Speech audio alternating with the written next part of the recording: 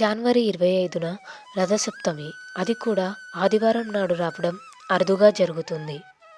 ఆదివారం నాడు రథసప్తమి రావడం అనేది చివరి 22 సంవత్సరముల తర్వాత ఇదే మొదటిసారి. రథసప్తమి సూర్యభగవానుడు జన్మదినం గుర్తుగా జరుపుకుంటారు.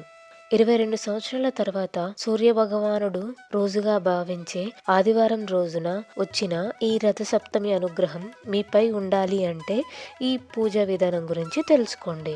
ఈ రోజున తలస్నానం చేసి సూర్య నమస్కారం చేయడం వల్ల కోటి జన్మల పుణ్యం లభిస్తుంది. ఈ రోజున ఇంటి ముందు గృహిణి తలస్నానం చేసి రథం ముగ్గు వెయ్యాలి.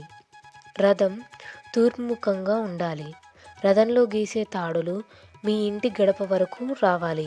ఈ రోజున తలస్నానం చేయడం వల్ల మీ దరిద్రాలన్నీ తొలగిపోతాయి. తలస్నాన సమయంలో 7 రాగి పళ్ళు, 7 జిల్లేడు పండ్లుతో తలస్నానం చెయ్యాలి. ఇలా చేయడం వల్ల మీ 7 జన్మల పాపాలు తొలగిపోతాయి. రథసప్తమి రోజున సూర్యదేవుడు తన శక్తివంతమైన కిరణాలతో తన భక్తులందరినీ ఆశీర్వదిస్తాడట. కాబట్టి ఈ రోజున సూర్యుడిని చూస్తూ మనసులో ఏదైనా కోరుకొని నమస్కారం చేసుకోండి. మీ కోరికలన్నీ తప్పక నెరవేరుతాయి.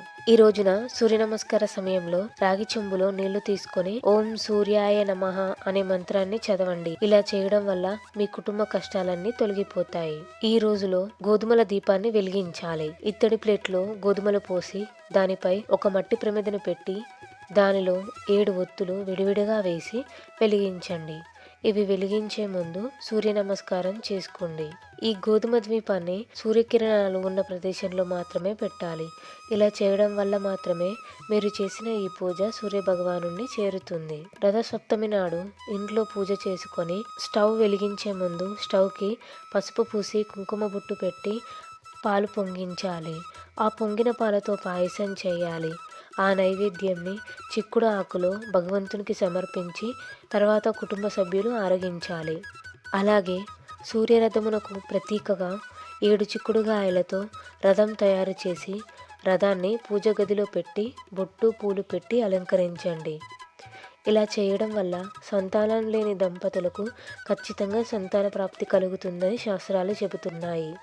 అలాగే ఈ రోజున ఓం ఆదిత్యాయ నమః అనే మంత్రాన్ని 108 సార్లు జపిస్తే మీకు ఆరోగ్యం, ఐశ్వర్యం కలుగుతాయి. రథసప్తమి కావున ఈ రోజున ఉప్పు తీసుకోవద్దని శాస్త్రాలు చెబుతున్నాయి. అలాగే కోసిన కూరగాయలు కూడా తినకూడదు. కేవలం చిక్కుడుగాయ కూర మాత్రమే తినాలి. అలాగే మాంసాహారం కూడా ఈ రోజున తీసుకోకూడదు. పూజ పూర్తి అయిన తర్వాత ఆ గోధుమలు, చిక్కుడుగాయలు, పూజలో ఉపయోగించిన ఇతర సామాగ్రి బయట పడవేయకూడదు. మీ ఇంట్లోనే ఎక్కడైనా ఒక చెట్టు వైపు వెయ్యండి. అలాగే మా వీడియో మీకు నచ్చినట్టయితే లైక్ చేయండి.